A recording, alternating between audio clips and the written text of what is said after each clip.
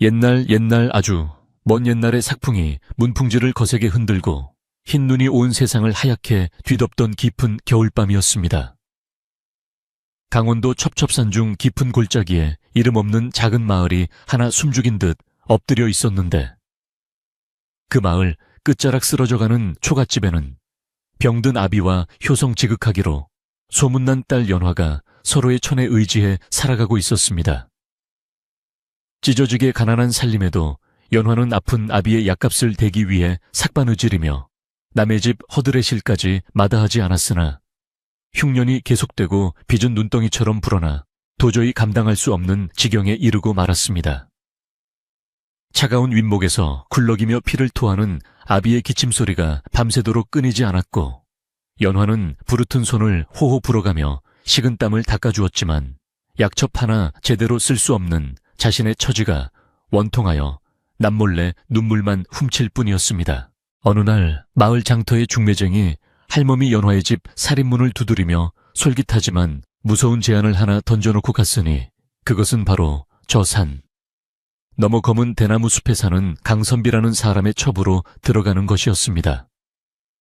강선비라는 자는 본래 한양에서 벼슬을 하다가 무슨 연유인지 낙향하여 사람들의 발길이 닿지 않는 깊은 산속에 은둔하며 지내는 인물이라 했는데, 그 성품이 괴팍하고 차가워 마을 사람들은 그 근처에 얼씬도 하지 않는다는 소문이 파다했습니다. 하지만 그가 내건 돈은 연화의 빚을 모두 갚고도 아비가 몇 해를 편안히 먹고 살 수 있을 만큼 큰 액수였기에 연화는 며칠 밤을 뜬 눈으로 지사오며 고민하다가 결국 눈물을 머금고 그 제안을 받아들이기로 결심했습니다. 효심 하나로 자신의 청춘과 인생을 알지 못하는 사내의 뒷방 신세로 바치기로 한 것이었으니 그 마음이 오죽 쓰리고 아팠겠습니까? 떠나는 날 아침 연화는 마지막으로 아비에게 따뜻한 흰 쌀밥 한 그릇을 지어 올리고 큰절을 올리며 하염없이 흐르는 눈물을 감추려 애를 썼습니다. 영문을 모르는 아비는 그저 먼 친척집으로 일하러 가는 줄로만 알고 딸의 손을 꼭 쥐며 조심히 다녀오라고 당부했으나, 연화는 목이 메어 차마 대답도 하지 못한 채 서둘러 보따리 하나를 챙겨 집을 나서야만 했습니다. 마을 어귀를 돌아설 때까지 몇 번이고 뒤를 돌아보았지만 앙상한 가지에 매달린 까치 하나만이 그녀의 쓸쓸한 배웅을 대신할 뿐이었고, 차가운 북서풍은 연화의 얇은 치맛자락을 사정없이 휘감으며 앞날의 고단함을 예고하는 듯 했습니다. 눈 덮인 산길은 험하고 가팔랐으며 인적이라고는 찾아볼 수 없는 고요한 숲길을 걸으며 연화는 두려움과 서러움이 뒤섞인 복잡한 심경을 달래야 했습니다. 해질 역이 되어서야 연화는 소문으로만 듣던 검은 대나무숲 오죽헌이 둘러싼 강선비의 집에 당도할 수 있었는데, 그곳은 생각보다 훨씬 더 고즈넉하고 정갈한 기운이 감돌았습니다. 사람의 기척이 느껴지지 않을 만큼 조용한 기와집은 낡았으나 기품이 있었고, 마당에는 눈 하나 흐트러짐 없이 깨끗하게 쓸려 있어 집주인의 성정을 짐작게 했습니다. 연화가 떨리는 손으로 대문을 조심스레 두드리자 안에서 인기척이 들리는가 싶더니 이내 묵직한 대문이 열리고 깡마른 체구에 날카로운 눈매를 가진 사내가 모습을 드러냈습니다. 그가 바로 강선비였는데 소문처럼 험상궂거나 음흉한 노인의 모습이 아니라 창백하리 많지 하얀 얼굴에 서늘한 기운을 풍기는 젊은 선비의 모습이라 연화는 잠시 놀란 숨을 들이켰습니다. 강선비는 연화의 얼굴을 빤히 쳐다보지도 않고 그저 담담한 목소리로 들어오라는 말 한마디만 남긴 채 획 돌아서서 사랑방으로 향했습니다. 연화는 쭈뼛거리며 그의 뒤를 따라 마당을 가로질러 갔는데, 집안 곳곳에는 묵향이 은은하게 배어 있었고 처마 밑에는 잘 말린 시래기와 약초들이 가지런히 걸려 있어 이곳이 방탕한 생활을 하는 사람의 거처가 아님을 단번에 알 수 있었습니다. 연화는 자신이 첩으로 팔려왔으니 응당수모를 겪거나 험한 일을 당할 것이라 각오하고 있었으나, 강선비는 그녀를 안채의 건너방으로 안내하며 이곳이 네가 머물 곳이다.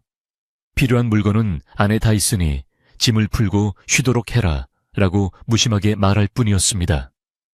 그의 태도에는 여인을 탐하는 색욕이나 하인을 부리는 거만함이 전혀 섞여 있지 않아 연화는 오히려 당황스러움을 느꼈습니다. 방 안에 들어서니 아랫목은 이미 장작을 지펴 따뜻한 온기가 감돌고 있었고 깨끗한 이불과 정갈한 소반이 놓여 있어 마치 귀한 손님을 맞이하는 듯한 채비였습니다.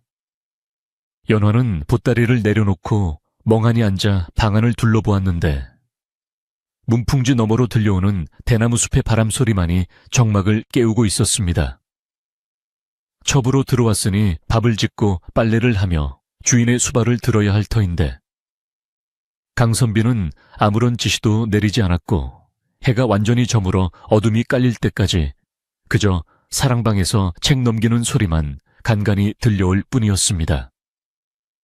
연화는 불안한 마음에 가만히 앉아 있을 수가 없어 부엌으로 나가보았지만 부엌 살림조차 먼지 하나 없이 정돈되어 있어 손댈 곳이 없었습니다. 그날 밤 연화는 낯선 잠자리에 누워 뒤척이며 앞으로 닥칠 운명에 대해 온갖 상상을 하며 밤을 지새워야 했습니다. 강선비가 언제 방문을 열고 들어올지 몰라 옷매무새를 단단히 여미고 숨을 죽이고 있었지만 밤이 깊도록 사랑방의 불빛은 꺼질 줄을 몰랐고 그는 끝내 연화의 방을 찾지 않았습니다. 새벽 달기 울 무렵에야 연화는 깜빡 잠이 들었다가 화들짝 놀라 깨어났는데 밖으로 나와보니 강선비는 이미 일어나 마당 한가운데서 검 한 자루를 들고 춤을 추듯 수련을 하고 있었습니다. 그의 몸놀림은 춤사위처럼 부드러우면서도 맹수처럼 빨랐고 베어지는 바람소리가 날카롭게 허공을 갈라 연화는 숨어서 그 모습을 지켜보며 경외심마저 느꼈습니다. 아침 밥상을 차리기 위해 부엌으로 들어간 연화는 쌀독에 가득 찬 쌀과 찬장에 놓인 귀한 젓갈들을 보며 또 한 번 놀랐습니다. 산속에 은둔에 사는 선비의 살림이라기엔 지나치게 풍족하고 정갈했기 때문이었는데 그녀는 정성을 다해 밥을 짓고 국을 끓여 사랑방 문 앞에 조심스레 밥상을 내려놓았습니다. 선비님, 진지 드시옵소서 하고 작은 목소리로 아뢰자 안에서는 짧게 헛기침 소리가 들리더니 들여놓아라 하는 낮은 음성이 들려왔습니다. 문을 열고 들어가니 강선비는 여전히 책에 파묻혀 있었고 연화가 밥상을 내려놓고 뒷걸음질 쳐 나가려 하자 그제야 고개를 들어 그녀를 바라보며 고생했다. 너도 부엌에서 챙겨 먹거라 하고는 다시 책으로 시선을 돌렸습니다. 며칠이 지나도 강선비의 태도는 한결같아서 연화를 첩이나 하녀로 대하기보다는 마치 투명 인간이나 혹은 먼 친척 누이쯤으로 여기는 듯했습니다. 연화는 처음의 두려움이 조금씩 사라지고 호기심과 안도감이 그 자리를 채우기 시작했는데 그는 하루 종일 방 안에 틀어박혀 책을 읽거나 글을 썼고 가끔은 뒷산에 올라 약초를 캐오기도 했습니다. 연화가 마당을 쓸거나 장독대를 닦고 있으면 그는 툇마루에 걸터앉아 먼 산을 응시하며 깊은 생각에 잠기곤 했는데 그 눈빛이 너무나 쓸쓸하고 깊어 보여 연화는 감히 말을 붙일 엄두조차 내지 못했습니다. 도대체 저 사람은 왜 나를 큰돈을 주고 데려왔을까? 여인을 품을 생각도 없고 살림을 시킬 생각도 없다면 무슨 연유로 빚더미에 앉은 나를 거두었을까 하는 의문이 꼬리에 꼬리를 물었습니다. 그러던 어느 날 오후 연화가 우물가에서 빨래를 하고 있는데 마을에서 올라온 짐꾼 하나가 쌀가마니와 생필품을 지고 와 마당에 내려놓았습니다. 짐꾼은 연화를 힐끔거리며 기분 나쁜 웃음을 흘리더니 이댁 선비님은 참으로 별나시지. 이렇게 고운 색시를 데려다 놓고 밤마다 책만 읽으신다니. 혹시 사내구실을 못하시는 게 아니오 하며 농을 건넸습니다. 연화가 얼굴을 붉히며 고개를 돌리자 짐꾼은 낄낄거리며 아무튼 몸조심하시오. 이 집터가 예전부터 기가세기로 유명한 곳이라 밤에 귀신곡하는 소리가 들린다는 말도 있소이다. 라는 흉흉한 말을 남기고는 서둘러 산을 내려갔습니다. 연화는 그 말이 귓가에 맴돌아 등골이 서늘해졌지만 이내 마음을 다잡고 빨래를 마저 헹구었습니다. 그날 저녁 강선비는 평소와 달리 연화를 사랑방으로 불렀는데 연화는 쿵쾅거리는 가슴을 부여잡고 방으로 들어갔습니다. 방 안에는 촛불 하나가 은은하게 타오르고 있었고 강선비는 붓을 내려놓으며 연화에게 자리에 앉으라고 손짓했습니다. 내 너를 데려온 것은 다른 뜻이 있어서가 아니다. 그가 입을 열었습니다. 내 효심이 지극하다는 이야기를 듣고 벼랑 끝에 몰린 너를 돕고 싶었을 뿐이다. 나는 이곳에서 해야 할 일이 있어 여인의 몸이 필요치 않으나 세간의 눈을 피하기 위해 첩을 들인 척했을 뿐이니 너는 안심하고 이곳에서 지내도록 해라. 그의 말은 단호하면서도 따뜻함이 묻어 있어 연화는 그만 눈시울이 붉어지고 말았습니다. 세상에 이런 분이 계시다니 자신을 짐승처럼 대할 줄 알았던 사내가 오히려 은인이라니 믿기지 않았습니다. 강선비는 계속해서 말을 이었습니다. 다만 한 가지 명심해야 할 것이 있다. 내가 무엇을 하든 밤에 무슨 소리가 들리든 절대 방문을 열고 밖을 내다보거나 내 일에 관여해서는 안 된다. 이 집에서 보고 들은 것은 무덤까지 가져가야 하며 만약 이 약조를 어길 시에는 너와 너의 아비까지 위험해질 수 있음을 명심해야 한다. 그의 눈빛이 순간 매섭게 빛나 연화는 저도 모르게 고개를 숙이며 명심하겠습니다, 선비님. 은혜를 입은 몸이 어찌 허튼 짓을 하겠습니까? 하고 대답했습니다. 강선비는 그제야 굳은 표정을 풀고 희미한 미소를 지으며 되었다. 물러가 쉬거라 하고는 다시 책을 집어들었습니다. 방으로 돌아온 연화는 안도감과 함께 새로운 의문이 솟구쳐 올랐습니다. 세간의 눈을 피해야 한다는 말, 밤에 무슨 일이 있어도 모른 척해야 한다는 말, 그리고 아비까지 위험해질 수 있다는 경고는 예사롭지 않게 들렸습니다. 그는 단순히 낙향한 선비가 아니라 무언가 거대한 비밀을 품고 있는 사람이 분명했습니다. 하지만 연화는 자신의 목숨을 구해주고 아비의 약값을 대준 은인의 뜻을 거스를 생각이 추호도 없었기에 그저 묵묵히 집안 살림을 돌보며 그의 그림자가 되어 살기로 다짐했습니다. 그렇게 겨울이 깊어가고 눈이 쌓일수록 강선비의 집은 세상과 더욱 단절되어 갔고 두 사람 사이에는 말하지 않아도 통하는 묘한 신뢰가 쌓여갔습니다. 하루는 폭설이 내려 마당에 무릎까지 눈이 쌓였는데 연화가 비를 들고 눈을 치우려 하자 강선비가 문을 열고 나와 그만두어라. 눈이 오는 것은 하늘의 뜻이니 굳이 길을 낼 필요 없다 하며 말렸습니다. 그는 툇마루에 앉아 하염없이 내리는 눈을 바라보며 시 한 수 읊조렸는데 그 목소리가 어찌나 처연하고 아름다운지 연화는 빗자루를 든 채 멍하니 그를 바라보았습니다.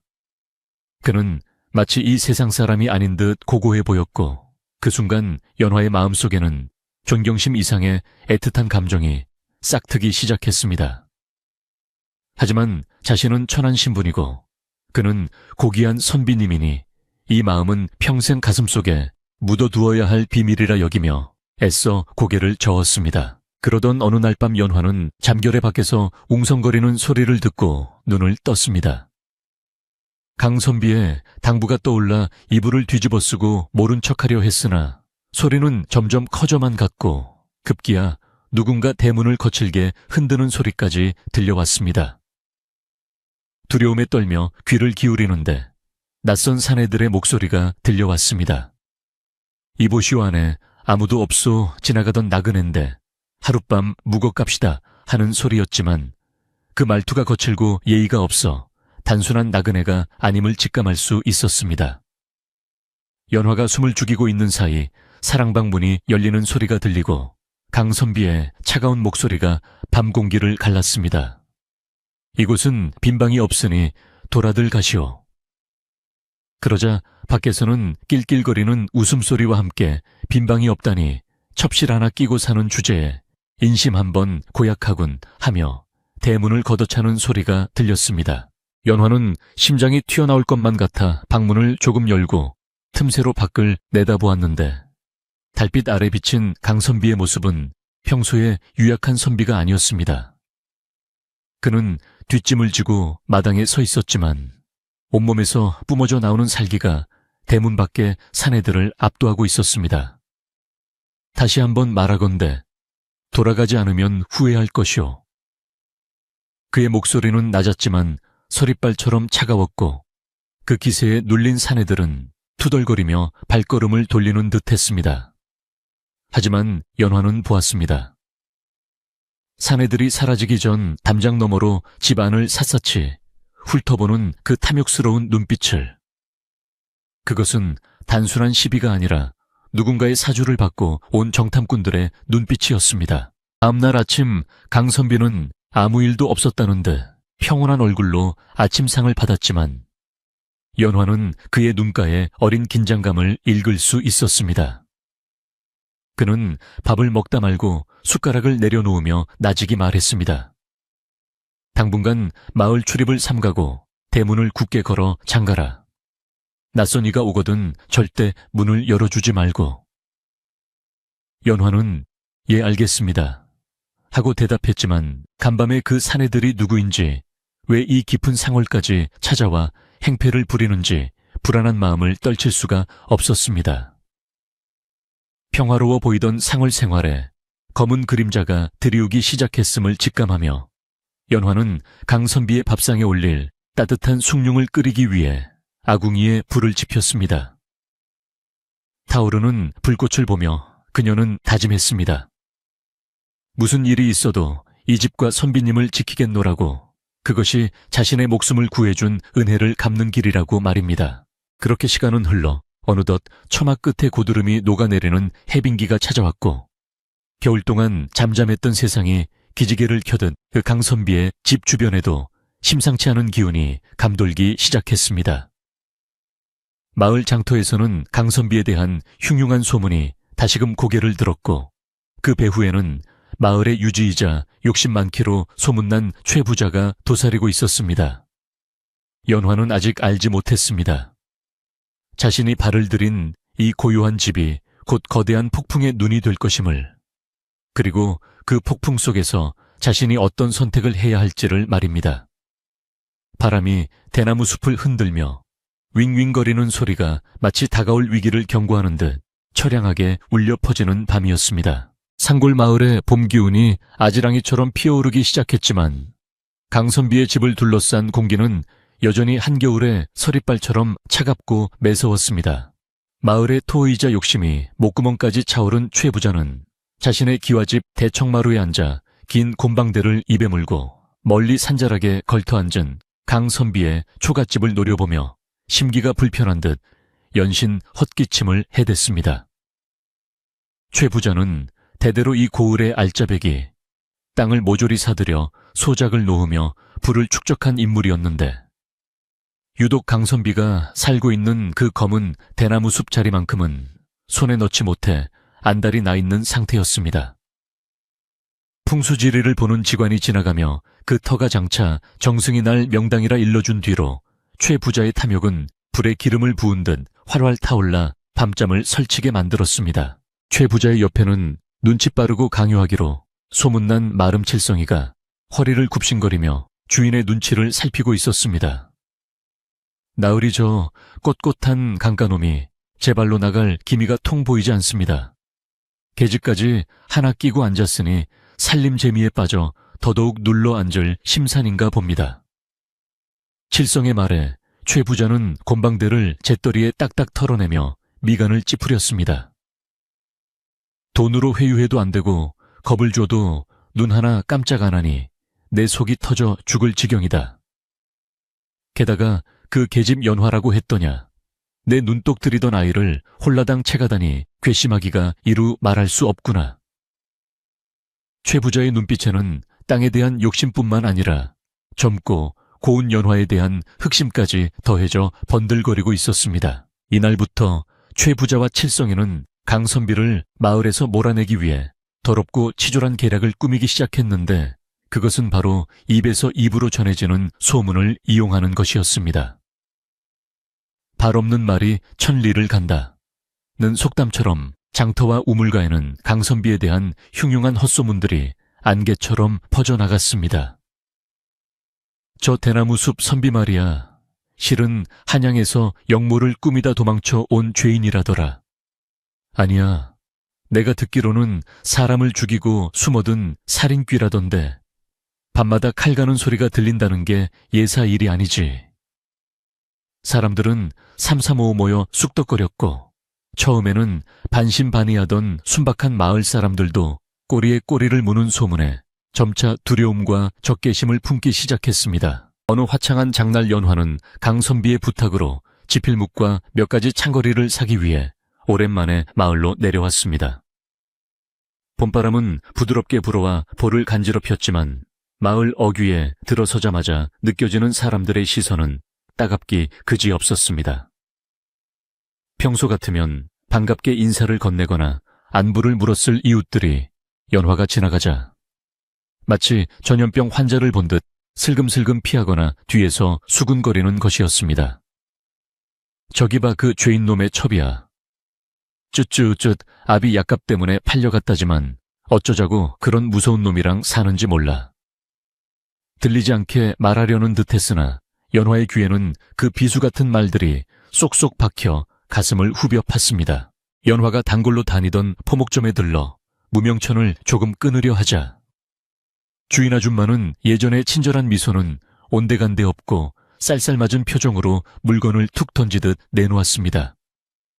돈은 넉넉히 가져왔겠지. 그 집 선비가 도둑질한 돈으로 호강시켜준다더니 때깔이 좋아졌네 그려. 주인 아줌마의 비아냥거리는 말투에 연화는 얼굴이 하얗게 질려 아무 말도 못하고 입술만 깨물었습니다. 도대체 무슨 소문이 돌고 있기에 사람들이 이토록 표변했는지 알 수 없어 당혹스러웠고 억울한 마음에 눈물이 핑 돌았지만 꾹 참고 서둘러 가게를 빠져나왔습니다. 강선비님은 그런 분이 아니라고 소리치고 싶었지만 그랬다가는 오히려 더 큰 사단이 날 것 같아 속으로만 사길 뿐이었습니다. 장터 모퉁이를 돌아 집으로 향하는 길목에서 연화는 칠성이와 건달 무리를 마주치고 말았습니다. 그들은 길을 막아서며 비열한 웃음을 흘렸는데 칠성이가 거들먹거리며 앞으로 나섰습니다. 아이고, 이게 누구신가? 오죽헌의 안주인 아니신가 그래. 그 새님 모시고 사는 재미가 쏠쏠한가 보지. 건달들이 낄낄거리며 연화의 위아래를 훑어보자 연화는 두려움에 몸을 떨며 길을 비켜달라고 애원했습니다. 비켜주세요. 저는 바쁜 일이 있어 급히 가봐야 합니다. 하지만 칠성이는 더욱 가까이 다가와 연화의 앞을 가로막으며 짐짓 걱정하는 척 목소리를 낮추었습니다.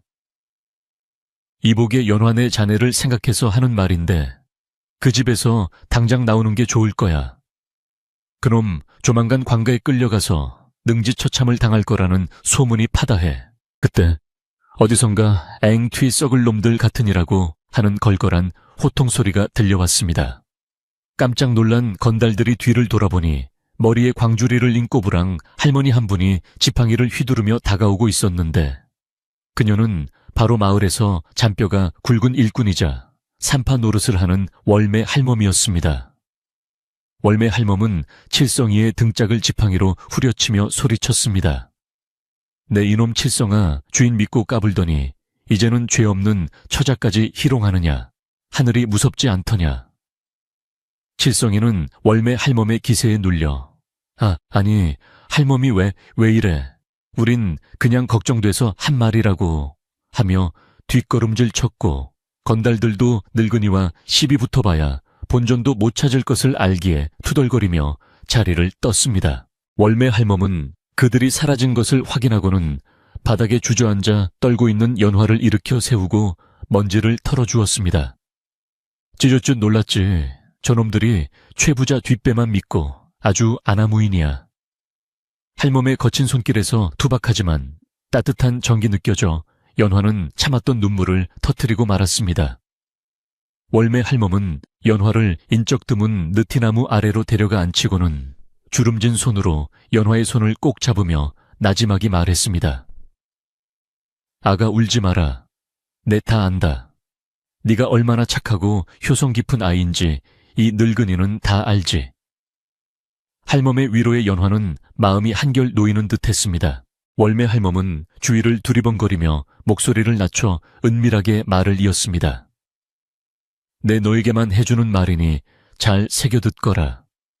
세상 사람들은 눈에 보이는 것과 귀에 들리는 것만 믿으려 들지. 허나 진짜는 마음으로 봐야 하는 법이야. 할멈은 잠시 숨을 고르더니 강선비에 대한 이야기를 꺼냈습니다. 사람들이 강선비를 보고 도둑이니 역적이니 떠들지만 나는 그렇게 생각지 않는다. 내 지난 겨울 땔감이 없어 떨고 있을 때 몰래 내 집 마당에 장작을 쌓아두고 가니가 누군지 아느냐? 바로 그 양반이다. 아무 말 없이 생색도 내지 않고 두고 갔더구나. 연화는 깜짝 놀라 눈을 동그랗게 떴습니다. 차갑고 무뚝뚝하기만 한 강선비가 남몰래 선행을 베풀었다는 사실이 믿기지 않았기 때문입니다. 월매 할멈은 빙긋이 웃으며 말을 이었습니다. 그뿐인 줄 아느냐. 산짐승이 덫에 걸려 죽어가면 그걸 풀어주고 치료해주는 것도 그 양반이다. 나무와 꽃을 대하는 태도를 보면 그 사람의 심성을 알 수 있는 법이지. 그 댁마당의 대나무들이 왜 그리 곧고 푸르겠느냐. 주인의 마음을 닮아서 그런 게야. 할멈의 말은 연화의 혼란스러운 마음에 등불 하나를 켜준 듯 환하게 다가왔습니다. 그러니 아가 바깥바람이 아무리 거세게 불고 흉흉한 소문이 내 귀를 어지럽혀도 흔들리지 마라. 네가 집안에서 직접 보고 겪은 그분을 믿어라. 그 집은 단순한 집거지가 아니라 무언가 중요한 것을 지키고 있는 곳일 게다. 늙은이의 감이라는 게 무서운 법이거든. 월매 할멈은 마지막으로 연화의 어깨를 토닥이며 최 부자가 무슨 짓을 할지 모르니 당분간은 조심하고 무슨 일이 생기거든 이 할미를 찾아오너라 라는 당부를 남기고 총총히 사라졌습니다. 연화는 멀어지는 할멈의 뒷모습을 보며 깊은 숨을 내쉬었고 다시금 마음을 다잡고 집으로 발걸음을 옮겼습니다. 집으로 돌아오는 길, 연화의 머릿속은 복잡했지만 발걸음은 한결 가벼워졌습니다. 대나무 숲이 보이기 시작하자 익숙한 풍경이 눈에 들어왔는데 강선비는 툇마루에 앉아 낡은 책을 꿰매고 있었습니다. 그 모습은 영락없이 평화로운 시골 선비의 모습이었지 사람들이 말하는 흉악범의 모습과는 거리가 멀었습니다. 연화가 살인문을 열고 들어서자 강선비는 고개를 들어 그녀를 바라보았는데 연화의 붉어진 눈시울을 보고는 잠시 멈칫하더니 장터에 사람이 많더냐 하고 덤덤하게 물었습니다. 연화는 애써 밝은 목소리로 얘 봄이라 그런지 활기가 넘치더군요 하고 대답하며 서둘러 부엌으로 들어갔습니다. 하지만 평온함도 잠시 며칠 뒤 최 부자의 탐욕은 기어이 직접적인 행동으로 나타났습니다.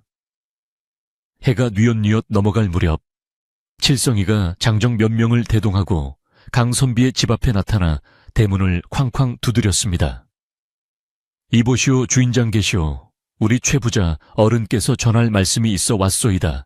고함 소리에 놀란 연화가 부엌에서 뛰쳐나왔고 사랑방 문이 열리며 강선비가 천천히 걸어 나왔습니다. 그는 불청객들의 등장에도 전혀 당황한 기색 없이 차가운 눈빛으로 그들을 내려다보았습니다. 내 댁들과 나눌 이야기가 없으니 돌아가시오. 칠성이는 비릿한 웃음을 지으며 품에서 문서 한 장을 꺼내 흔들었습니다. 어허, 이 양반이 아직 상황 파악이 안 되시나 보네. 마을 사람들이 자네를 관해 고변하겠다고 난리야. 수상한 작자가 마을에 들어와서 분위기를 흐린다고 말이지. 하지만 우리 최 부자 어른은 인심이 좋으셔서 자네가 이 집을 팔고 조용히 떠난다면 노잣돈은 넉넉히 챙겨주신다고 하셨네. 이건 매매 문서니 도장만 찍으면 만사 해결이야.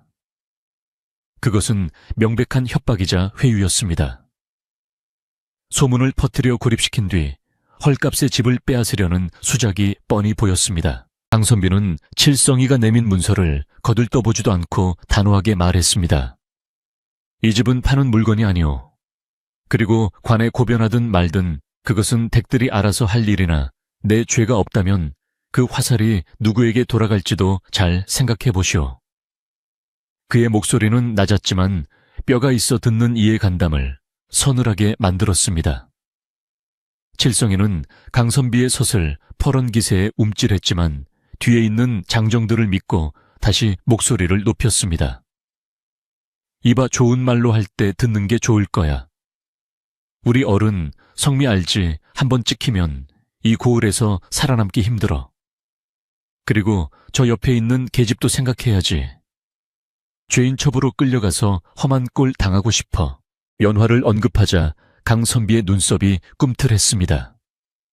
그는 한 발짝 앞으로 내디디며 칠성이를 정면으로 응시했는데 그 눈빛에서 뿜어져 나오는 살기가 어찌나 강렬한지 칠성이는 저도 모르게 뒷걸음질 치고 말았습니다.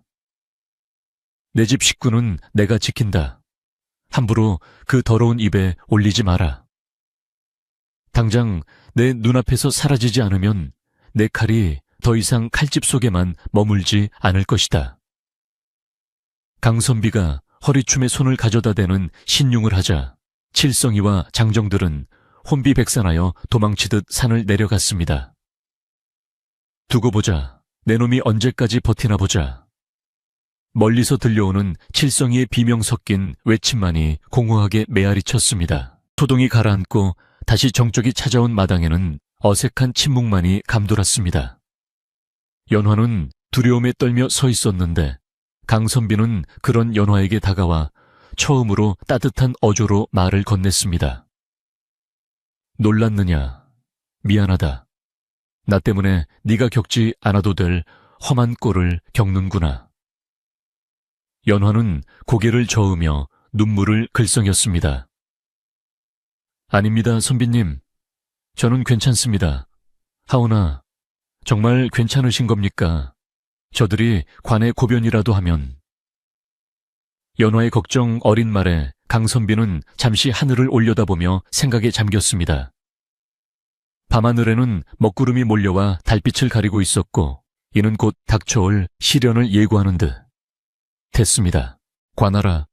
강선비는 씁쓸한 미소를 지으며 혼잣말처럼 중얼거렸습니다. 오히려 잘된 일인지도 모르지. 곪은 것은 터져야 새살이 돋는 법이니까. 그는 연화를 안심시키려는 듯 부드러운 눈빛을 보내며 말했습니다. 오늘 밤은 문단속을 철저히 하고 일찍 잠자리에 들거라. 그리고 무슨 소리가 들려도 절대 나오지 말라는 약조 잊지 않았겠지. 연화는 고개를 끄덕였지만 그의 말 속에 담긴 비장함 때문에 쉽게 발길이 떨어지지 않았습니다. 강선비는 연화가 방으로 들어가는 것을 끝까지 지켜본 뒤 다시 사랑방으로 들어가지 않고 마당 한구석에 있는 창고로 향했습니다. 그날 밤 연화는 잠을 이룰 수 없어 뒤척이다가 문풍지에 비친 그림자를 보고 숨을 죽였습니다. 강선비가 사랑방 불을 끄고 마당을 서성이고 있었는데 그의 손에는 평소 보던 책이 아닌 기다란 물건이 들려 있었습니다. 그것은 바로 검이었습니다. 달빛이 구름 사이로 잠깐 비칠 때마다 검날이 번뜩였고 그는 마치 보이지 않는 적과 싸우듯 허공을 향해 검을 휘두르다가 멈추기를 반복했습니다. 그리고는 품속에서 무언가를 꺼내어 꼼꼼히 살피는 모습이 보였는데 연화는 그것이 무엇인지 알 수 없었지만 직감적으로 강선비가 단순한 학자가 아님을 다시금 확신하게 되었습니다. 한편 마을의 최부자 집에서는 밤이 늦도록 불이 꺼지지 않았습니다. 칠성이의 보고를 받은 최부자는 분기탱천하여 술상을 뒤엎고 고래고래 소리를 질렀습니다. 뭐라 칼을 찬다고 감히 내 마름을 협박해. 이놈이 아주 간이 배 밖으로 나왔구나.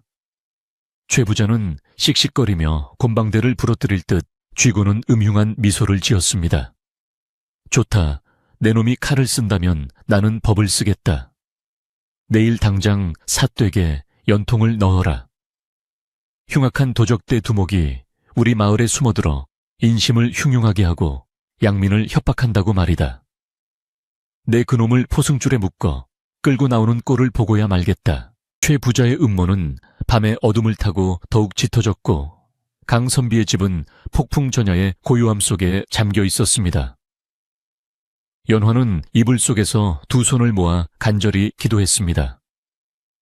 제발 이 선한 분에게 아무 일도 일어나지 않기를. 부디 월매 할멈의 말처럼 진실이 거짓을 이기기를 빌고 또 빌었습니다. 하지만 창밖에서는 부엉이 우는 소리가 처량하게 들려와 연화의 가슴을 더욱 조마조마하게 만들었습니다. 과연 강선비는 누구이며 그가 지키고자 하는 것은 무엇일까요? 그리고 다가오는 최부자와 관아의 압박 속에서 연화는 어떻게 그를 도울 수 있을까요? 깊어가는 밤 오죽헌의 대나무 숲만이 사그락거리며 다가올 운명의 시간을 세고 있었습니다. 밤이 깊어질수록 오죽헌을 감싸는 어둠은 더욱 짙어졌고 대나무 숲을 스치는 바람 소리는 마치 누군가의 숨소리처럼 거칠게 들려와 연화의 잠을 방해했습니다. 강선비의 경고와 최 부자의 위협이 뒤섞여 머릿속을 어지럽히는 통의 연화는 이불을 머리끝까지 뒤집어 쓰고도 쉬이 잠들 수 없었습니다. 사랑방의 불빛은 여전히 꺼지지 않고 창호지에 은은하게 배어나오고 있었는데 그 불빛이 마치 외로운 섬처럼 느껴져 연화는 묘한 슬픔과 불안함을 동시에 느꼈습니다. 평소 같으면 책장을 넘기는 소리가 들려야 할 시간이었지만 오늘따라 들려오는 것은 서걱거리는 분놀림 소리와 가끔씩 들리는 쇠가 부딪히는 듯한 날카로운 소음뿐이었습니다. 연화는 호기심과 두려움 사이에서 갈등하다가 목이 말라 물이라도 한 잔 마셔야겠다는 핑계로 조심스레 방문을 열고 마루로 나섰습니다. 마당개는 차가운 달빛이 내려앉아 있었고 사랑방의 문은 굳게 닫혀 있었지만 그림자를 통해 안의 동정을 짐작할 수 있었습니다. 연화가 부엌으로 향하려는 순간 사랑방의 뒷문이 소리 없이 열리더니 강선비가 검은 옷을 입고 밖으로 나오는 모습이 보였습니다. 그는 평소 입던 하얀 도포가 아닌 활동하기 편한 무복 차림을 하고 있어 연화는 깜짝 놀라 숨을 멈추고 기둥 뒤로 몸을 숨겼습니다.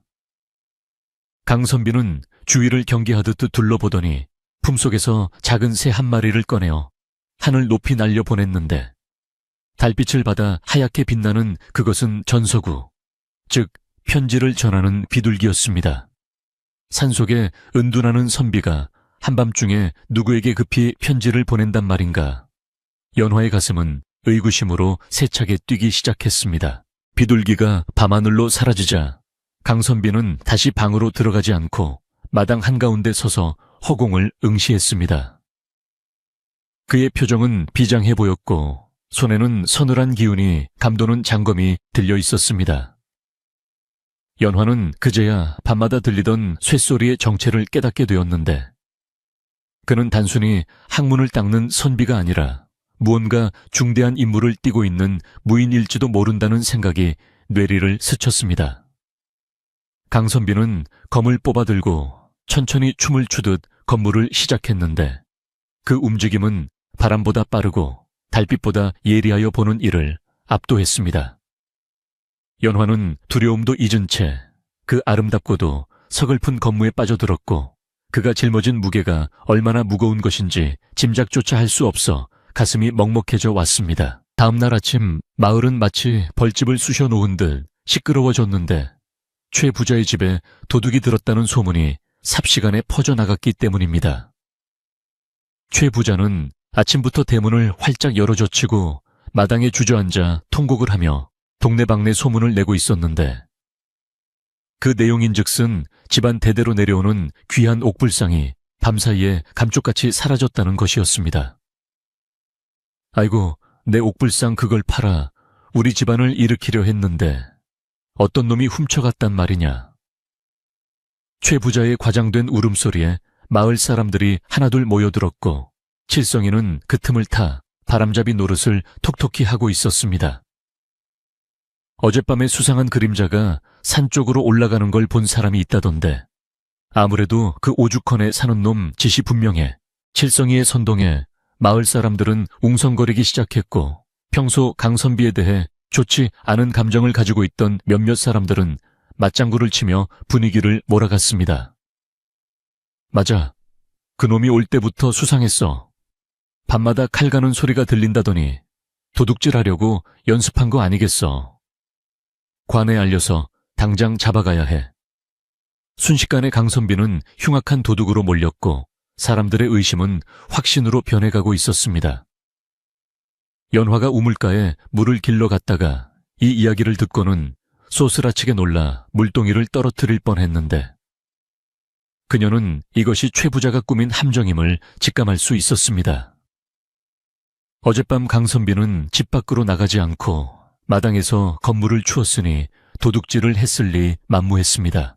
연화는 떨리는 가슴을 안고 서둘러 집으로 돌아와 강선비에게 이 사실을 알려야겠다고 생각했습니다. 가파른 산길을 수미터까지 차오르도록 뛰어 올라가는데 등 뒤에서 불길한 기운이 따라오는 듯해 자꾸만 뒤를 돌아보게 되었습니다. 대나무 숲에 도착하자마자 연화는 거친 숨을 몰아쉬며 마당으로 들어섰고 마침 툇마루에 나와 있던 강선비와 마주쳤습니다. 선비님 큰일 났습니다. 마을의 소문이. 연화가 다급하게 외치자 강선비는 침착한 표정으로 손을 들어 그녀의 말을 막았습니다. 알고 있다. 바람결에 들려오는 소리가 심상치 않더구나. 그는 이미 사태를 파악하고 있는 듯 담담한 모습이었습니다. 조호의 부자가 옥불상을 도둑 맞았다고 하면서 선비님을 의심하고 있습니다. 관아 사람들이 들이닥칠지도 모릅니다. 연화의 목소리는 불안으로 가늘게 떨렸지만 강선비는 오히려 미소를 지으며 연화를 안심시켰습니다. 도둑 맞은 물건이 없는데 범인을 어찌 잡겠느냐. 나는 떳떳하니 걱정하지 마라. 하지만 연화의 불안감은 쉽게 가라앉지 않았습니다. 최 부자가 단순히 소문만으로 끝낼 위인이 아니라는 것을 잘 알고 있었기 때문입니다.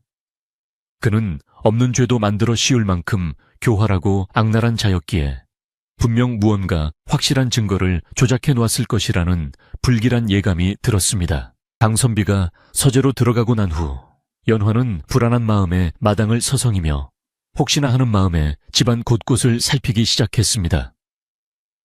만약 최 부자가 사람을 시켜 몰래 물건을 숨겨놓았다면 그것이 결정적인 증거가 되어 강선비가 꼼짝없이 당할 수도 있는 노릇이었습니다. 연화는 장독대 뒤와 헛간 그리고 대나무 숲에 경계진 곳을 꼼꼼히 뒤지며 수상한 흔적을 찾았습니다. 그러던 중 뒷마당의 담장 아래 수북이 쌓인 낙엽더미 사이에서 부자연스럽게 흙이 파헤쳐진 흔적을 발견하게 되었습니다. 연화의 심장이 쿵 내려앉았습니다. 조심스레 다가가 낙엽을 걷어내고 흙을 조금 파보니 비단 보자기에 쌓인 묵직한 물건이 나왔습니다. 손이 부들부들 떨려 제대로 풀 수조차 없었지만 연화는 간신히 매듭을 풀고 안을 들여다보았습니다. 그곳에는 최 부자가 도둑 맞았다고 떠들어대던 바로 그 옥불상이 영롱한 빛을 내며 들어 있었습니다. 연화는 헉하고 숨을 들이켰습니다. 이것이 여기 있다는 것은 누군가 몰래 들어와 묻어놓았다는 뜻이고 관아 사람들이 수색하여 이것이 나오면 강선비는 꼼짝없이 도둑으로 몰려 처벌을 받게 될 것이 분명했습니다. 최 부자의 계략은 생각보다 훨씬 치밀하고 악독했습니다. 연화는 순간적으로 갈등에 휩싸였습니다. 이 물건을 들고 강선비에게 달려가야 할까? 아니면 내가 몰래 처리해야 할까? 만약 강선비에게 알린다면 그가 또다시 위험한 선택을 할지도 모른다는 생각이 들었고 그렇다고 가만히 있다가는 곧 들이닥칠 포졸들에게 발각될 것이 뻔했습니다. 그때 멀리 산 아래에서 징소리와 함께 웅성거리는 소리가 들려오기 시작했습니다. 최 부자와 칠성이가 관아의 포졸들을 이끌고 올라와 오고 있는 것이었습니다. 시간이 없었습니다. 연화는 결단을 내려야만 했습니다. 그녀는 옥불상을 다시 보자기에 싸서 품에 안고 아무도 찾을 수 없는 곳을 찾아 두리번거렸습니다. 연화는 부엌 아궁이 밑바닥 깊숙한 곳을 떠올렸습니다. 예전에 쥐구멍을 막느라 돌로 괴어놓은 곳이 있었는데 그곳이라면 누구도 쉽게 찾아내지 못할 것이라 생각했습니다. 그녀는 잽싸게 부엌으로 달려가 아궁이 속 재를 헤치고 돌을 드러낸 뒤 옥불상을 깊숙이 밀어넣고 다시 돌과 재로 덮어 위장했습니다. 손과 얼굴이 검댕으로 엉망이 되었지만 연화는 그런 것을 신경 쓸 겨를이 없었습니다.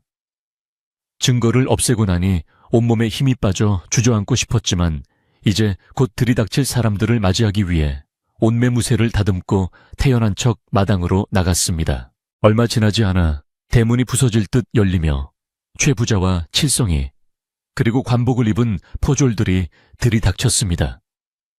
최 부자는 의기양양한 표정으로 마당을 휘저으며 소리쳤습니다. 내 이놈 강선비 썩 나오지 못할까? 내 놈이 내 옥불상을 훔쳐간 것을 다 알고 왔다. 포졸들은 창을 겨누며 위협적인 분위기를 조성했고 뒤따라온 마을 사람들은 겁에 질린 표정으로 그 광경을 지켜보고 있었습니다. 연화는 두려움에 떨면서도 사랑방 앞을 가로막고 섰습니다. 이곳은 선비님이 계신 곳입니다. 함부로 들어오지 마십시오. 그때 사랑방 문이 열리고 강선비가 천천히 걸어 나왔습니다. 그는 수많은 사람들 앞에서도 전혀 위축되지 않고 오히려 그들을 압도하는 서늘한 눈빛으로 최 부자를 응시했습니다. 남의 집에 신발을 신고 들어오는 것이 최 부자 댁의 법도인가 보오. 강선비의 낮고 차분한 목소리에 소란스럽던 마당이 일순간 조용해졌습니다. 최 부자는 잠시 주춤했지만 이내 칠성이의 눈짓을 받고 다시 목청을 높였습니다. 허튼 수작 말아 내 놈이 밤에 몰래 내 집에 들어와 보물을 훔쳐간 증거가 있다. 여봐라, 당장 이 집을 샅샅이 뒤져라. 옥불상이 나오면 그 자리에서 요절을 낼 것이다. 포졸들이 집안 곳곳을 뒤지기 시작했습니다. 장독대를 엎고 창고를 부수고 방 안의 이불과 옷가지들을 마구 집어던지며 난장판을 만들었습니다. 연화는 그들이 부엌으로 향할 때마다 심장이 멎을 것 같았지만 필사적으로 표정을 관리하며 강선비의 곁을 지켰습니다. 강선비는 난장판이 되어가는 집을 보면서도 눈 하나 깜짝하지 않고 뒷짐을 지고 서 있었는데 그 모습이 마치 폭풍우 속의 바위처럼 단단해 보였습니다. 하지만 연화는 보았습니다. 그의 주먹 쥔 손이 하얗게 질려 있다는 것을. 그가 참고 있는 분노가 얼마나 큰지 느낄 수 있었습니다. 칠성이는 뒷마당으로 달려가 자신이 묻어놓은 곳을 파헤치기 시작했습니다. 나으리 여기 수상한 흔적이 있습니다. 분명 여기에 숨겨두었을 겁니다. 칠성이는 회심의 미소를 지으며 흙을 파냈지만 그곳에는 아무것도 없었습니다. 당황한 칠성이는 땀을 뻘뻘 흘리며 주위를 더 넓게 파보았지만 옥불상은 흔적조차 찾을 수 없었습니다. 이상하다. 분명 여기, 아니, 이 근처에. 칠성이의 당황한 목소리에 최 부자의 얼굴이 불그락푸르락 변하기 시작했습니다. 이 멍청한 놈 똑바로 찾지 못해 내 놈이 봤다며. 포졸들이 집안을 다 뒤졌지만 옥불상은 나오지 않았습니다.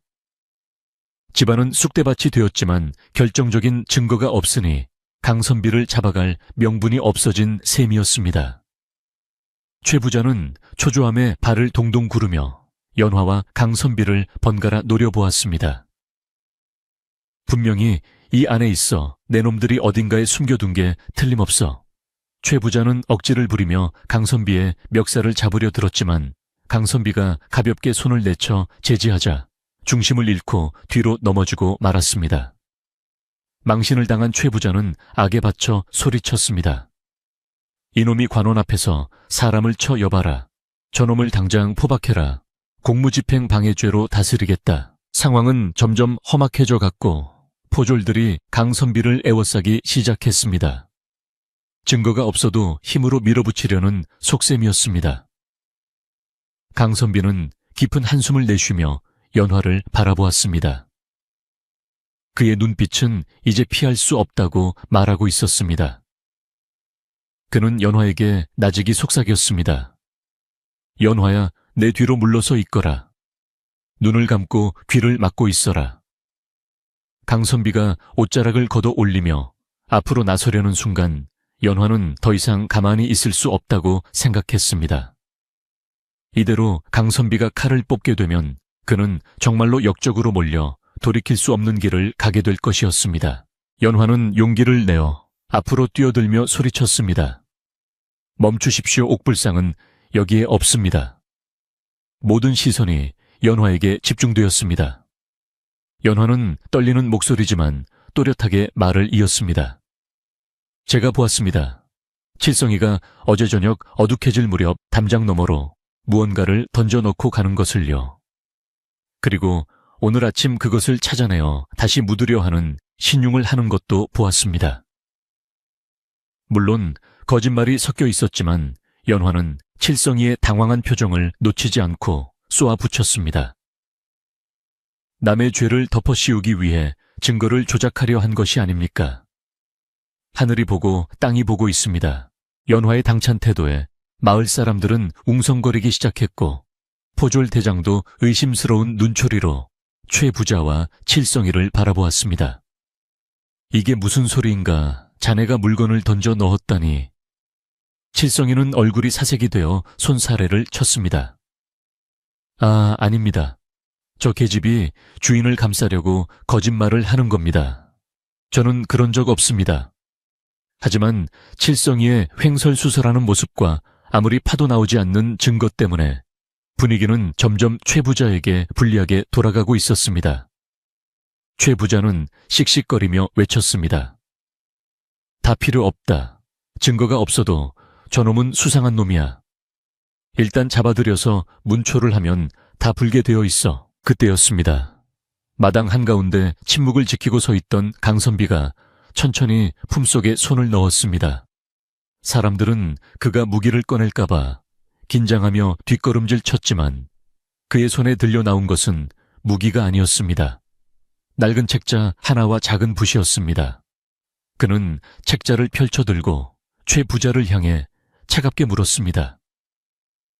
최가야, 네가 잃어버렸다는 옥불상이 혹시 관에 진상하기 위해 백성들의 고요를 짜내어 마련한 그 작물을 말하는 것이냐? 최 부자는 깜짝 놀라 입을 다물지 못했습니다. 그것은 그와 사또만이 알고 있는 비밀이었기 때문입니다. 강선비의 입에서 그 이야기가 나오자 최 부자는 공포에 질린 눈으로 그를 바라보았습니다. 도대체 저 선비는 누구란 말인가? 단순히 글만 읽는 선비가 아님은 확실했습니다. 강선비는 붓을 들어 책제 무언가를 적어 내려갔습니다. 을년봄 최가가 양민을 모함하고 가택을 침입하여 난동을 부리다. 그의 분놀림은 거침이 없었고 그 모습에서 뿜어져 나오는 위험은 일개 포졸들이 감히 범접할 수 없는 기운이었습니다. 포졸 대장조차 주춤하며 감히 그에게 손을 대지 못했습니다. 연화는 강선비의 등 뒤에서 그 모습을 지켜보며 이제 곧 거대한 진실이 밝혀질 것임을 예감했습니다. 아궁이 속에 옥불상은 침묵하고 있었지만 강선비의 붓끝은 세상 그 어떤 칼보다 날카롭게 최 부자의 죄를 겨누고 있었습니다. 폭풍우가 몰아치기 직전의 긴장감이 오죽헌 마당을 가득 채우며 모두가 숨죽여 강선비의 다음 행동을 기다리고 있었습니다. 최 부자의 얼굴은 불그락푸르락하다 못해 검붉은 색으로 변해갔고 그의 탐욕스러운 눈동자는 분노와 공포가 뒤섞여 걷잡을 수 없이 흔들리고 있었습니다. 자신의 권세와 재력을 믿고 마을을 주무르던 그였지만 눈앞의 강선비가 내뿜는 범접할 수 없는 기운 앞에서는 본능적으로 위축될 수밖에 없었습니다. 하지만 이대로 물러선다면 자신이 쌓아온 모든 것이 무너질 것이라는 위기감이 그를 더욱 악독하게 만들었고 그는 마지막 발악을 하듯 포졸들에게 고래고래 소리를 질렀습니다. 뭘 하고들 있느냐? 저놈이 지금 나라의 관원을 능멸하고 있지 않느냐? 당장 저 입을 틀어막고 오라를 지어라. 내 저놈의 목을 베어 내 옥불상을 훔친 대가를 치르게 할 것이다. 포졸 대장은 잠시 망설이는 듯 했으나 최 부자가 쥐어주는 뒷돈과 사또와의 관계를 생각하며 어쩔 수 없이 창을 고쳐잡고 강선비에게 다가갔습니다. 마을 사람들은 숨을 죽이며 이 참담한 광경을 지켜보았고, 연화는 강선비의 앞을 막아서며 두 팔을 벌렸지만 가냘픈 여인의 힘으로는 무장한 포졸들을 막아내기에 역부족이었습니다. 창끝이 강선비의 코앞까지 다가온 절체절명의 순간, 강선비는 조금도 동요하지 않고 아주 천천히 품속에서 무언가를 꺼내어 높이 치켜들었습니다. 구름 사이로 내리쬐는 한 줄기 햇살이 그의 손에 들린 물건에 반사되어 눈부신 황금빛을 뿜어냈습니다. 암행어사 출두야. 천지를 뒤흔드는 듯한 우렁찬 외침이 오죽헌의 대나무 숲을 가르고 메아리 쳤습니다. 강선비의 손에 들린 것은 다름 아닌 5마리의 말이 새겨진 마파에 바로 임금님이 친히 내리신 암행어사의 신분증이었습니다. 그 찬란한 빛 아래 모든 것이 멈추어 버린 듯 정적이 흘렀고, 가장 먼저 반응한 것은 포졸들이었습니다. 그들은 들고 있던 창을 떨어뜨리며 그 자리에 털썩 주저앉아 머리를 땅에 박았습니다. 암행어사 나으리 죽을 죄를 지었습니다. 포졸대장의 사색이 된 외침의 마을 사람들도 혼비백산하여 모두 바닥에 엎드렸고, 마당은 순식간에 공포와 경외심으로 가득 찼습니다.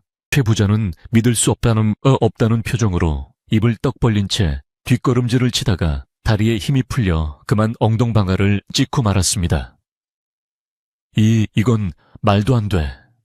내 놈이, 아니, 나으리가 어찌. 그가 평생을 바쳐 긁어모은 재물과 권력이 이 작은 마파의 하나 앞에서 모래성처럼 무너져 내리는 순간이었습니다. 칠성이 역시 얼굴이 하얗게 질려 바들바들 떨며 최 부자의 뒤로 숨으려 했지만 이미 모든 상황은 종료된 뒤였습니다. 강선비 아니 암행어사 강구진은 서슬퍼런 눈빛으로 그들을 내려다보며 준엄하게 꾸짖었습니다. 내 이놈 최가야 내 죄를 네가 알렸다. 양민을 수탈하고 무고한 일을 모함하여 사욕을 채우려 한 죄. 그 죄가 하늘에 닿고 땅을 울리는구나. 연화는 엎드린 채 고개를 들어 강선비의 뒷모습을 바라보았습니다. 낡은 도포 자라기 바람에 휘날리고 있었지만 그 모습은 더 이상 초라한 선비가 아니라 세상을 호령하는 장군의 모습처럼 거대해 보였습니다. 그녀는 가슴이 벅차오르는 동시에 다리에 힘이 풀려 주저앉고 말았는데, 자신이 모시던 분이 이토록 높은 분이었다니, 그리고 그런 분이 자신의 곁에서 묵묵히 지내왔다니 모든 것이 꿈만 같고 믿기지 않았습니다. 강선비는 주변에 숨겨져 있던 역졸들을 불러 모았고, 어디선가 나타난 건장한 역졸들이 순식간에 오죽헌을 에워싸며 최 부자와 그 일당들을 포박했습니다. 강선비는 다시금 차가운 목소리로 명을 내렸습니다.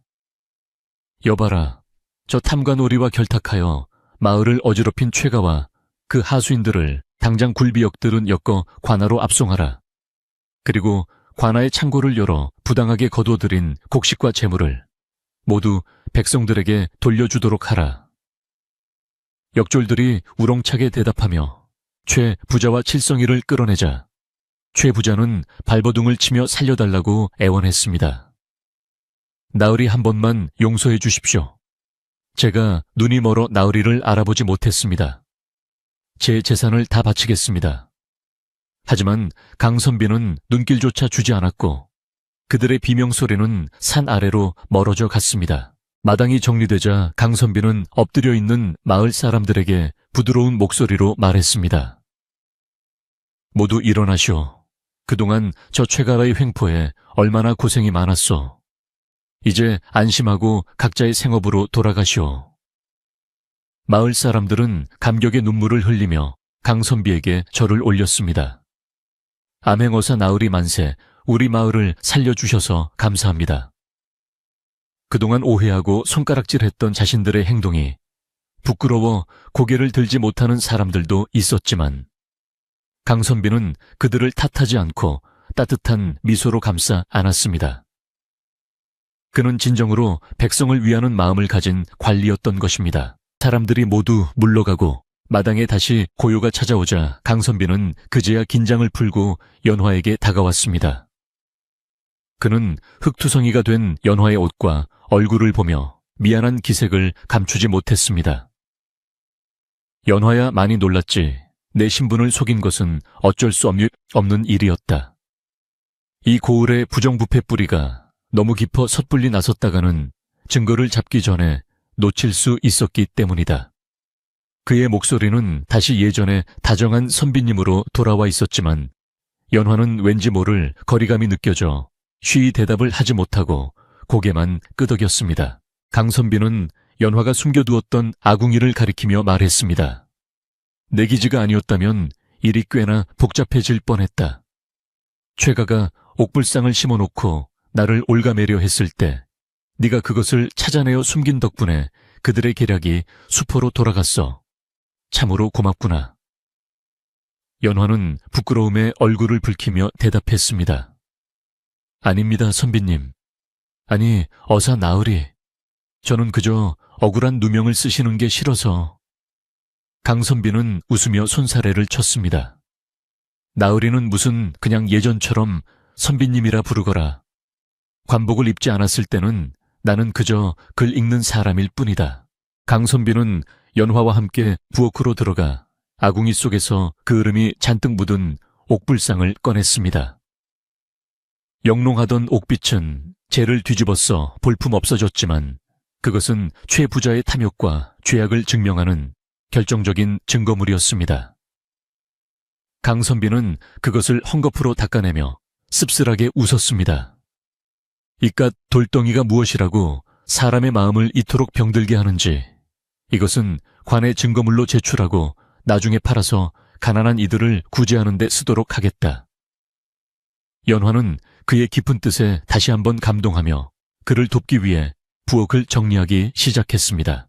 난장판이 된 집안을 치우는 일은 쉽지 않았지만 두 사람의 마음은 그 어느 때보다 가벼웠습니다. 연화가 마당에 널브러진 장독 파편들을 치우고 있을 때 강선비는 소매를 걷어붙이고 부서진 살인문을 고치기 시작했습니다. 이런 일은 아랫사람을 시키시면 될 텐데요. 연화가 말리려 하자 강선비는 땀을 닦으며 대답했습니다. 내 집을 고치는 일인데 누구를 시키겠느냐. 그리고 땀을 흘려야 살아있는 것을 느끼는 법이다. 두 사람은 묵묵히 그러나 서로의 존재를 느끼며 함께 집을 정돈해 나갔고 그 과정에서 신분의 벽을 넘어선 끈끈한 유대감이 형성되고 있었습니다. 해질녘이 되어 어느 정도 정리가 끝나자 월매 할멈이 헐레벌떡 대문을 들어섰습니다. 아이고, 이게 무슨 난리라냐. 내 소문 듣고 놀라서 한 걸음에 달려왔다. 할멈은 강선비를 보자마자 넙죽절을 하려 했지만 강선비가 황급히 그녀를 일으켜 세웠습니다. 할멈 이러지 마시오. 평소처럼 대해 주시오. 월매 할멈은 강선비의 손을 잡고 눈물을 글썽였습니다. 내 그럴 줄 알았어. 눈빛이 예사롭지 않다 했더니 나라의 큰 기둥이셨구먼. 우리 연화 구해줘서 고맙고 이 썩어빠진 고을 구해줘서 고마워요. 할멈의 투박하지만 진심 어린 감사 인사에 강선비도 환하게 웃어 보였습니다. 월매 할멈은 연화의 등을 두드리며 호들갑을 떨었습니다. 너는 참말로 복도 많지. 어쩌면 사람 보는 눈이 그리 정확하냐. 내가 뭘 했어? 마음으로 봐야 한다고 했지. 연화는 쑥스러운 듯 웃으며 할멈에게 시원한 물 한 사발을 건넸습니다. 세 사람은 툇마루에 걸터앉아 붉게 물드는 노을을 바라보며 잠시 휴식을 취했습니다. 방금 전까지만 해도 고함과 비명이 오가던 곳이라고는 믿기지 않을 만큼 평화로운 풍경이었습니다. 바람이 대나무 숲을 지나며 내는 소리는 이제 더 이상 처량하게 들리지 않고 마치 그들의 승리를 축하하는 환호성처럼 들려왔습니다. 강선비는 먼 산을 응시하며 지난 몇 달간의 생활을 회상하는 듯 했습니다. 이곳에 처음 왔을 때는 그저 몸을 숨기고 때를 기다릴 생각뿐이었다. 헌데 연화 네가 오고 마을 사람들을 겪으면서 생각이 바뀌었지. 단순히 악을 처단하는 것이 아니라 상처받은 사람들의 마음을 보듬는 것이 진정한 암행어사의 길임을 깨달았다. 그의 고백은 진솔했고 연화는 그 말을 들으며 가슴 한구석이 찡해지는 것을 느꼈습니다. 그는 차가운 겉모습 속에 누구보다 뜨거운 열정을 품고 있었던 것입니다. 저녁 준비를 위해 연화가 부엌으로 들어가자 강선비는 따라 들어와 불을 지피는 것을 거들었습니다. 오늘은 특별한 날이니 밥을 좀 넉넉히 짓거라. 고생한 역졸들과 마을 사람들도 나누어 먹을 수 있게. 연화는 예 알겠습니다 하고 대답하며 쌀독에서 쌀을 퍼 담았습니다. 타닥타닥 타오르는 장작불 소리가 정겹게 들렸고 밥 끓는 냄새가 구수하게 퍼져나가자 집안은 다시 따스한 온기로 가득 찼습니다. 연화는 문득 이 행복이 영원히 지속되었으면 좋겠다고 생각했지만 한편으로는 강선비가 일을 마치면 곧 떠나지 않을까 하는 불안감이 엄습해 왔습니다. 밥상이 차려지자 강선비는 연화에게 마주 앉으라고 권했습니다. 어찌 감히 나으리와 겸상을. 연화가 주저하자 강선비는 정색을 하며 말했습니다. 오늘은 주종관계가 아니라 생사고락을 함께한 동지로서 밥을 먹는 것이다. 앉거라. 연화는 조심스레 숟가락을 들었고 두 사람은 소박하지만 그 어떤 진수성찬보다 맛있는 저녁 식사를 함께 했습니다. 된장찌개의 구수한 맛과 갓 지은 밥에 달큰한 맛이 입안 가득 퍼지며 그동안의 긴장과 피로를 씻어내 주었습니다. 식사를 마친 후 강선비는 연화에게 진지한 표정으로 말을 꺼냈습니다. 연화야, 이제 최간은 잡혀갔고 내 임무도 거의 마무리되어 간다. 관아의 정리가 끝나면 나는 한양으로 보고를 하러 가야 한다. 연화의 심장이 철렁 내려앉았습니다. 올 것이 왔구나 하는 생각에 숟가락을 쥔 손이 떨렸습니다. 강선비는 그녀의 표정을 살피며 말을 이었습니다. 너와 내 아비의 빚 문서는 최가의 장부와 함께 불태워질 것이다. 너는 이제 자유의 몸이다. 더 이상 첩이나 하녀로 살지 않아도 된다는 뜻이다. 그것은 연화가 그토록 바라던 자유였지만 막상 그 말을 들으니 기쁨보다는 섭섭함이 더 크게 밀려왔습니다. 그럼 저는 이제 집으로 돌아가야 하는 것입니까? 연화의 물음에 강선비는 잠시 침묵하더니 깊은 눈으로 그녀를 바라보았습니다. 그것은 내 선택에 달렸다. 집으로 돌아가 아비를 모시고 살아도 좋고 아니면 다른 길이 있을 수도 있겠지. 그는 말끝을 흐리며 묘한 여운을 남겼습니다. 연화는 그 다른 길이 무엇인지 묻고 싶었지만 차마 입이 떨어지지 않았습니다. 밤이 깊어가고 별이 쏟아질 듯 맑은 하늘 아래 오죽헌은 다시금 고요 속에 잠겼습니다. 하지만 그 고요는 예전의 적막함과는 달랐습니다. 그것은 폭풍우가 지나간 뒤에 평온함이었고 새로운 시작을 앞둔 설렘이 섞인 평화였습니다. 연화는 자신의 방으로 돌아와 이불을 펴면서도 잠을 이루지 못했습니다. 자유를 찾았지만 마음이 묶여버린 것 같은 이 기분강 선비에 대한 존경과 연모의 정이 뒤섞여 그녀의 밤을 하얗게 지새우게 만들었습니다. 내일이면 또 어떤 변화가 찾아올지 알 수 없었지만 적어도 오늘 밤만큼은 두려움 없이 편안하게 잠들 수 있을 것 같았습니다. 강선비 또한 사랑방에서 늦도록 잠들지 못하고 창문을 열어 밤하늘을 올려다보았습니다. 그의 손에는 연화가 찾아준 옥불상이 들려 있었지만 그의 마음은 이미 옥불상을 넘어 연화에게로 향하고 있었습니다. 험난한 세상 속에서 맑은 영혼을 가진 여인을 만난 것은 그에게도 큰 위안이자 행운이었습니다. 그는 결심한 듯 옥불상을 내려놓고 붓을 들어 마지막 보고서를 작성하기 시작했습니다. 그리고 그 보고서의 끝에는 연화에 대한 처결 내용도 포함되어 있었습니다. 과연 강선비는 연화에게 어떤 미래를 선물하려는 것일까요? 오죽헌의 밤은 그렇게 두 사람의 깊은 생각과 함께 깊어만 갔습니다. 폭풍이 지나간 자리에 비로소 따스한 봄 햇살이 온전히 내려앉듯 오죽헌을 감싸고 있던 검은 그림자는 거치고 평화로운 기운만이 대나무 숲을 가득 채우기 시작했습니다. 최 부자와 그 일당이 관하로 압송된 후 마을은 마치 긴 겨울잠에서 깨어난 듯 활기를 되찾았고 사람들의 얼굴에는 그동안 잊고 지냈던 웃음꽃이 피어났습니다. 관아의 창고가 열려 부당하게 거둬들인 곡식들이 백성들에게 골고루 나눠지던 날, 마을 사람들은 강선비가 있는 오죽헌 쪽을 향해 감사의 절을 올리며 만세를 불렀습니다.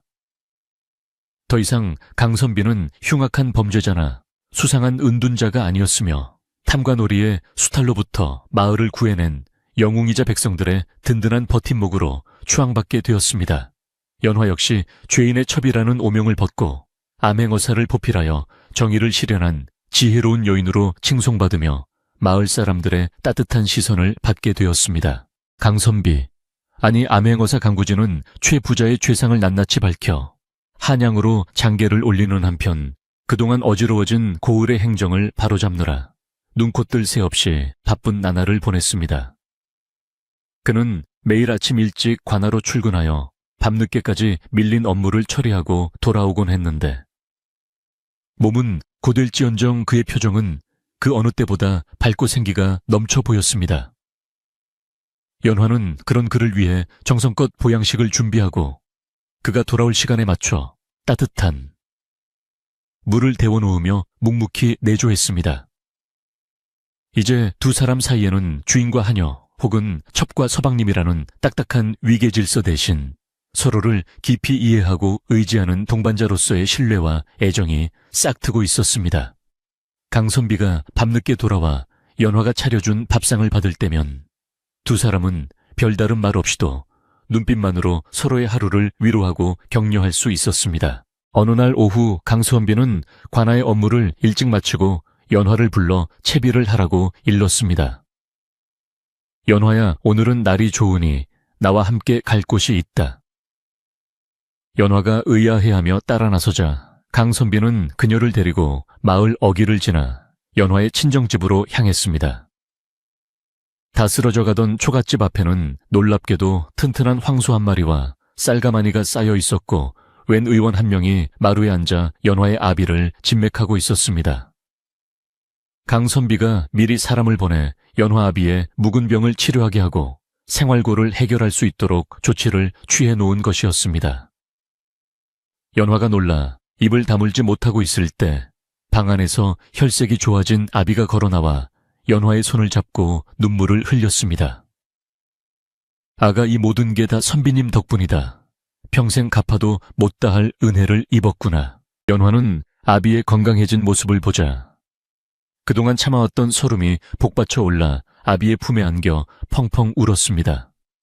강선비는 그 모습을 뒤에서 흐뭇하게 지켜보다가 조용히 자리를 비켜주었는데 그는 부녀의 상봉을 방해하고 싶지 않았던 것입니다.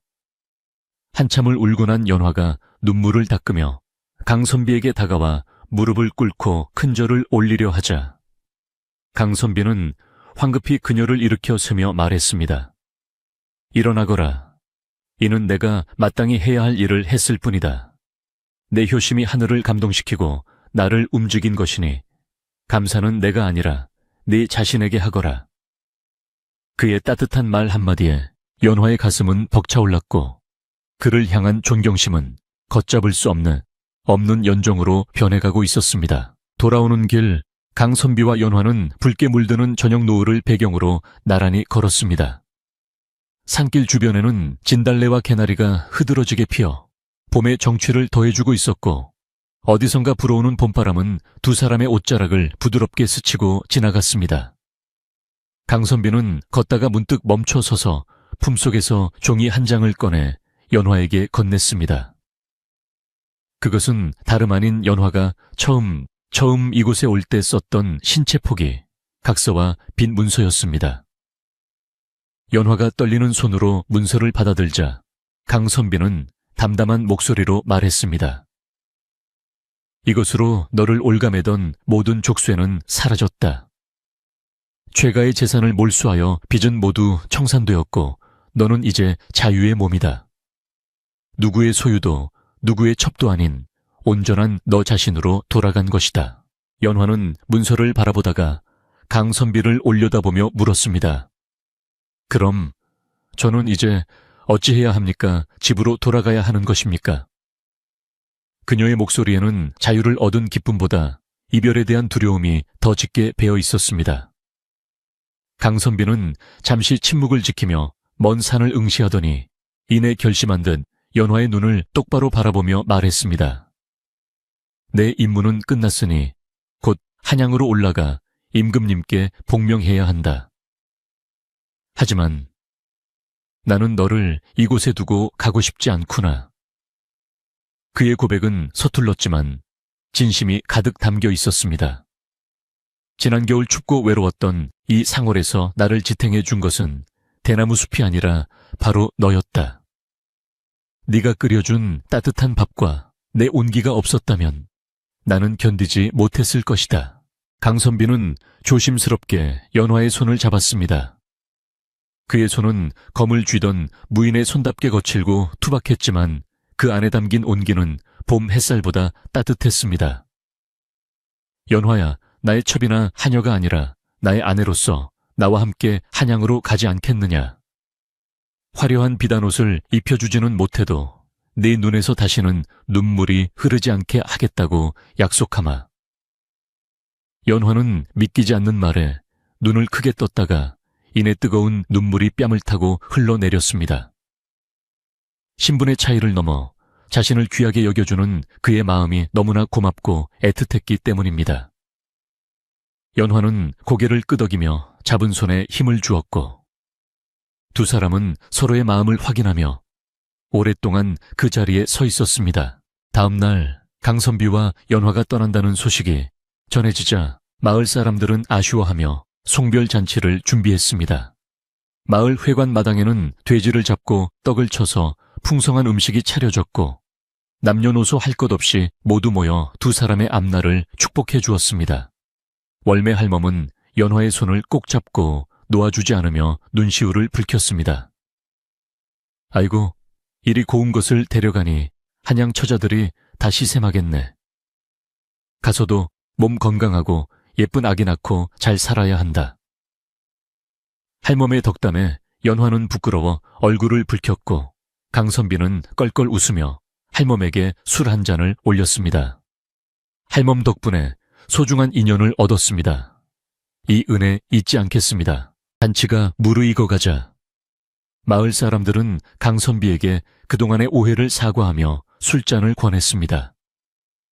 나으리 저희가 무지하여 나으리를 도둑으로 몰았으니 죽을 죄를 지었습니다. 부디 용서해 주십시오. 강선비는 너그러운 웃음으로 그들의 사과를 받아주었습니다.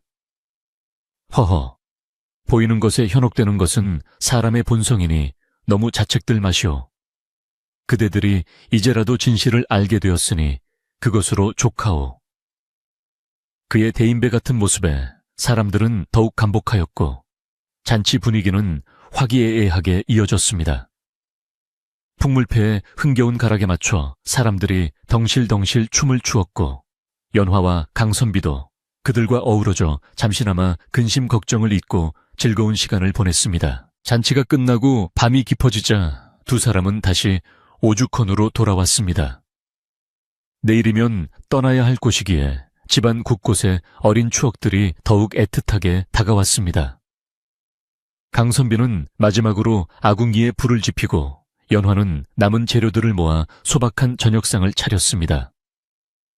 냉이와 달래를 넣어 끓인 향긋한 된장국과 고슬고슬한 하얀 쌀밥, 그리고 마을 사람들이 싸준 김치와 나물들이 상 위에 올랐습니다. 화려하지는 않았지만 그 어떤 진수성찬보다 따뜻하고 정겨운 밥상이었습니다. 두 사람은 마주 앉아 숟가락을 들었고 달그락거리는 소리마저 정겹게 들리는 고요한 밤이었습니다. 밥을 먹던 도중 강선비가 문득 연화에게 물었습니다. 한양 생활이 낯설고 힘들지도 모른다. 권세가들이 득실대고 시기질투가 많은 곳이니 이곳 상골과는 많이 다를 게야. 그래도 후회하지 않겠느냐. 연화는 숟가락을 내려놓고 맑은 눈으로 그를 바라보며 대답했습니다. 선비님이 계신 곳이라면 그 어디든 저에게는 꽃피는 봄날일 것입니다. 바람이 불면 바람을 막아드리고 비가 오면 우산이 되어드리지요. 선비님께서 저를 지켜주셨듯 저 또한 선비님의 마음을 지키겠습니다. 연화의 당차고도 아름다운 고백에 강선비는 가슴이 뭉클해져 아무 말 없이 그녀의 밥그릇에 반찬을 올려주었습니다. 식사를 마치고 난 뒤 두 사람은 툇마루에 나란히 앉아 밤하늘을 올려다보았습니다. 유난히 밝은 보름달이 오죽헌 위로 둥실 떠올라 대나무 숲을 은빛으로 물들이고 있었고, 바람에 흔들리는 대나무 잎 소리는 마치 그들을 위한 송별가를 부르는 듯했습니다. 강선비는 연화의 어깨를 감싸 안으며 나직이 말했습니다. 나중에는 벼슬을 다 내려놓고 다시 이런 상홀로 돌아와 살고 싶구나. 그때는 숨어 지내는 은둔자가 아니라 너와 함께 밭을 갈고 글을 읽으며 평범한 촌부로 늙어가고 싶다. 연화는 그의 어깨에 머리를 기대며 예, 그리 될 것입니다. 제가 꼭 그리 만들어 드리겠습니다. 하고 속삭였습니다. 밤바람이 차갑지 않고 시원하게 느껴지는 것은 두 사람의 마음이 따뜻하기 때문일 것입니다. 오죽헌의 대나무들도 이제는 날카로운 비명 대신 부드러운 속삭임으로 그들의 앞날을 축복하고 있었습니다. 살기 위해 팔려왔던 가여운 여인 연화는 이제 나라를 지키는 어사의 사랑하는 아내가 되어 더 넓은 세상으로 나아갈 준비를 마쳤습니다. 그리고 차가운 이성으로만 세상을 보던 강선비는 연화를 통해 사람의 온기가 무엇인지, 진정으로 지켜야 할 것이 무엇인지를 깨닫게 되었습니다. 두 사람의 인연은 겨울의 혹독한 추위 속에서 피어난 매화처럼 시련을 겪었기에 더욱 향기롭고 단단한 열매를 맺게 된 것입니다. 다음 날 새벽동이 트기도 전에 강선비와 연화는 짐을 꾸려 집을 나섰습니다. 마을 사람들이 깰까봐 조용히 떠나려 했지만 부지런한 월매 할멈과 몇몇 이웃들이 벌써 마을 어귀에 나와 그들을 기다리고 있었습니다. 잘 가시오. 나으리 연화야, 행복하게 살아라. 사람들의 배웅을 뒤로 하고 두 사람은 한양을 향해 힘찬 발걸음을 내디뎠습니다. 그들이 떠난 오죽헌은 다시 빈집이 되었지만 그곳에는 더 이상 음산한 기운이 감돌지 않았습니다. 대신 누군가 다시 찾아와 따뜻한 불을 지필 날을 기다리는 희망과 추억이 서린 공간으로 남게 되었습니다. 이야기는 여기서 끝이 나지만 강선비와 연화가 한양에서 펼쳐갈 새로운 이야기는 이제 막 시작된 셈입니다. 그들이 겪게 될 수많은 일들 속에서도 오죽헌에서의 그 겨울밤과 따뜻했던 밥상, 그리고 서로를 향한 믿음은 언제나 그들의 마음속에 든든한 등불로 남아있을 것입니다.